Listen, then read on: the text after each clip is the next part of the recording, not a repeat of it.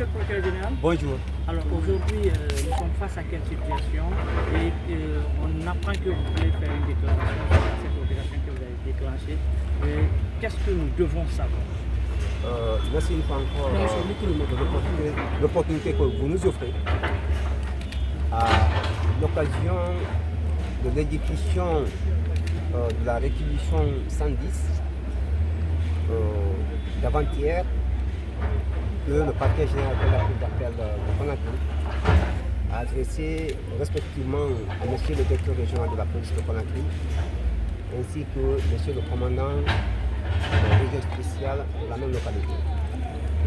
Il vous souviendra qu'il y a un constat à Conakry. Quel est ce constat? C'est une recrudescence de façon exponentielle de la criminalité et de la délinquance dans toutes les communes de Conakry. Alors, en notre qualité de coordonnateur de l'action publique dans ce ressort, nous avons pris devoir réunir tous les acteurs de la chaîne pénale.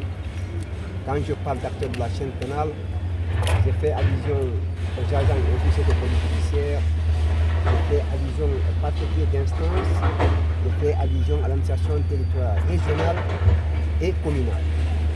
Nous nous sommes retrouvés le 13 septembre 2024 dans l'enceinte de la Cour d'appel de Conakry. Au cours de cette rencontre, que je pourrais qualifier d'ailleurs d'une assemblée générale extraordinaire des acteurs de la chaîne pénale, un certain nombre de résolutions avaient été prises unanimement par tous les acteurs. Alors, ces résolutions consistaient entre autres à l'identification de toutes les zones criminogènes à Conakry. Et invite a été adressé au président de la délégation spéciale de transmettre la liste de zones criminogènes au parquet général, ce qu'il faut faire. Et à date, on a 440 zones criminogènes dans toutes les communes, 13 communes de Conakry. Des îles de Kassa à Manéa, qui se repartissent comme suit.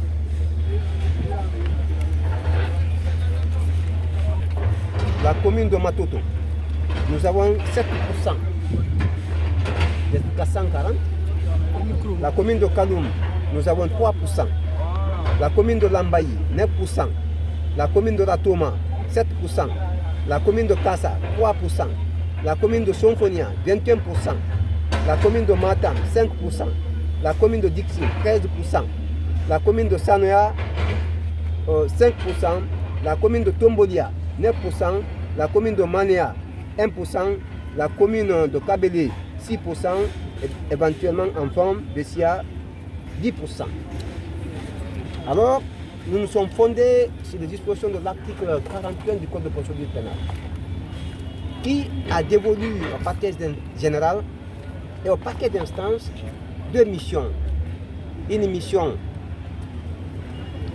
de prévention et une mission de répression. Nous avons constaté au niveau des centres de détention de notre ressort, il y a une pléthore de détenus. Alors nous nous sommes posé la question de pourquoi. Parce que nous avons estimé que oui, la mission de police administrative, autrement dit la mission de prévention, faillit à ses obligations. Alors nous nous sommes dit qu'il faut prendre le taureau par le corps, en mobilisant tous les acteurs. Alors, suite à ces institutions, suite à cette réquisition, vous allez constater que M. le directeur régional de la police est là, M. le directeur Sanou et le colonel Tal. Et je tenais très respectueusement à les remercier pour leur engagement républicain, leur volonté, parce que l'opération que nous avons entamée hier, ça ne sera pas une opération de feu de paille. Ça sera une opération pérenne. Parce qu'on ne peut pas vivre dans une société sans qu'il y ait la paix, sans qu'il y ait la sécurité. Et les acteurs qui doivent pérenniser cette paix, cette sécurité, c'est l'État. Nous sommes les représentants de l'État. Nous avons la volonté, nous avons l'engagement, nous avons les ressources matérielles et humaines pour qu'on mette fin à ces fléaux qui gangrènent notre société. Nous allons inviter aussi, d'autre part, les familles à prendre leurs responsabilités. Parce que nous avons constaté que la plupart des délinquants qui sont déférés au niveau des tribunaux, c'est parce qu'ils ont failli à une c'est-à-dire les familles ont failli à leurs obligations.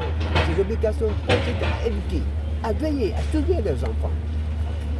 Ce qui fait que maintenant, nous avons donné des instructions à tous les parquetiers d'instance, à tous les procureurs de notre ressort. Désormais, lorsque nous allons interpeller un mineur, c'est vrai, peut-être que les mineurs bénéficient de ce que vous appelez souvent en droit l'excuse de minorité, mais nous allons engager la responsabilité pénale, je dis bien pénale, de leurs géniteurs ou de leurs tuteurs pour des faits de délaissement de mineurs ou autres infractions connexes s'il y a lieu.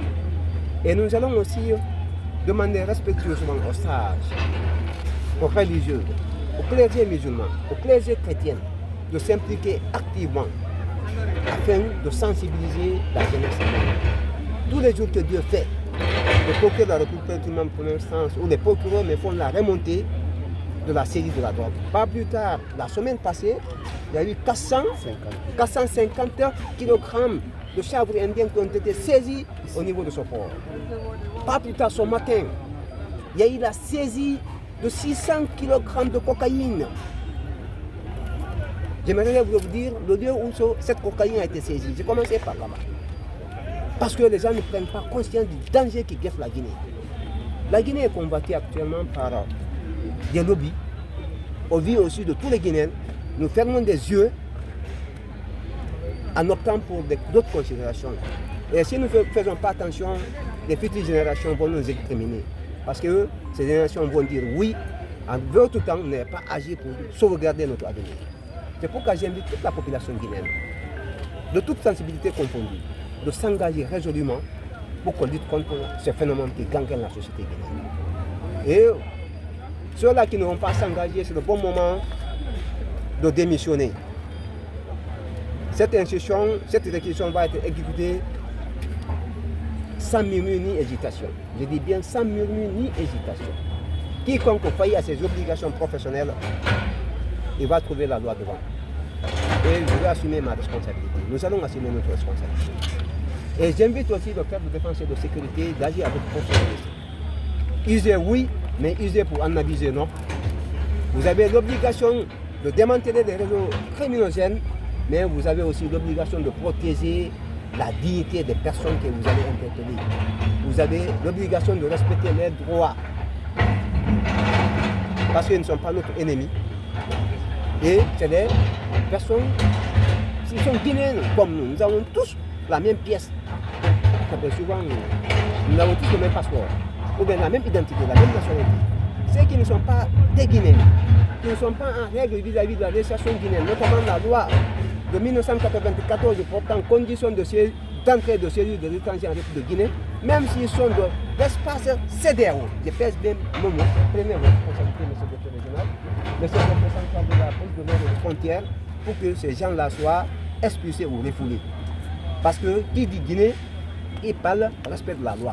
Le dénominateur de tous les Guinéens, c'est la loi. Quiconque n'est pas en règle vis-à-vis de la loi, faites-lui appliquer la loi pour que la paix règne au sein de la cité. Merci.